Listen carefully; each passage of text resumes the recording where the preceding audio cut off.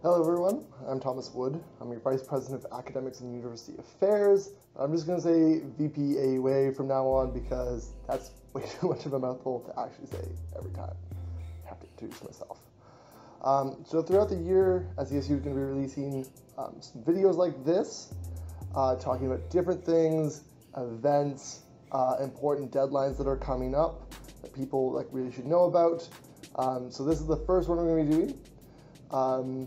Today I'm going to be talking about two things. So firstly, course selections, which are coming up in the next couple of weeks for most people, and then also the vote that happened yesterday, Governing Council, on the new policy for open, accessible, and democratic autonomous students associations. That's also quite a mouthful. So on to course selections. If you're a fourth year, your start time should already be on Acorn. So you should be able to log in right now and check. So you should start going through the course calendar, adding them into your enrollment cart, and then on June 29th, you can log in and just click enroll on all of your different classes that you've added. For everyone else, your start times will show up on June 30th. And then first years can start selecting their courses on July 6th. Second years will do their course selection on July 11th. And third years will do their course selection on July 8th. Make sure, this is very important, especially for the first years, that if the classes you're taking have practical elements or tutorials, those are not optional sections and you actually have to enroll in them. So before August 11th, people can only add up to 2.5 credits on Acorn, but starting at 1 p.m. on August 11th, people can add an extra half credit, so they can total up to 3 credits for each semester. And if you want to take a class on another campus, August 12th at 6 a.m. is the time when course selections open up for UTSC students on other campuses, so St. George and UTM. So on to the vote yesterday.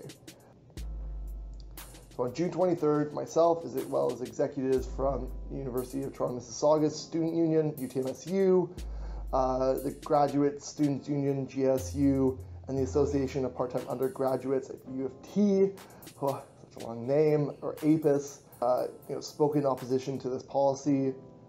Really raised a lot of concerns about the effects this policy would have for the autonomy of student unions, as well as their ability to, effectively organize against the university, which is really important, especially if we're talking about things like, tuition fees, where the university, is never in favor of them being reduced, or some other things that we've fought throughout the years, sexual violence policies. Seems like common sense that universities should have it, but often, universities, unless you really force them to take a stance on something, they'll generally try and avoid it if they can.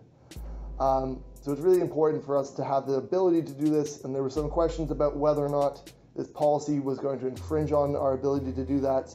I also spoke quite at length about the the weird process that this policy went through to be created, and essentially the total lack of involvement in that process that Scarborough had.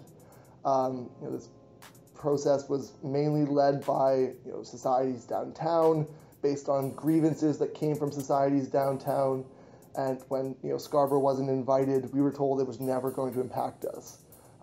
They didn't end up actually really talking to us or addressing to us until much later on, once the initial framework for the policy, and the initial discussions had already happened, and everyone knew what the discussion was going forward.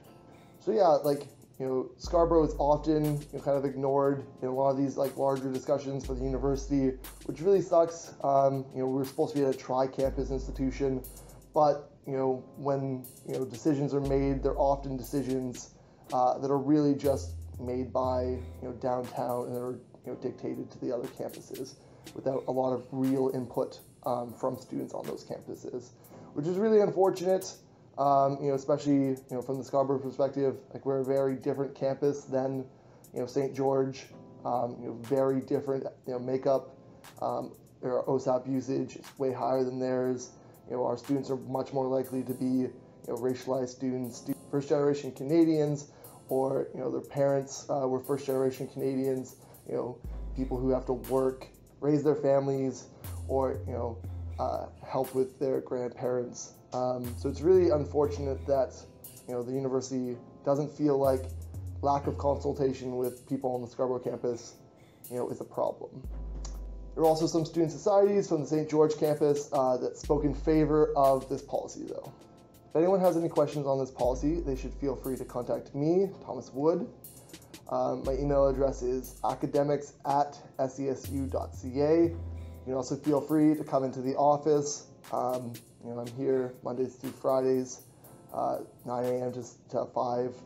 And they can ask me any questions. We have a meeting with the vice provost students in July. So if people have questions, we can bring them up at that meeting.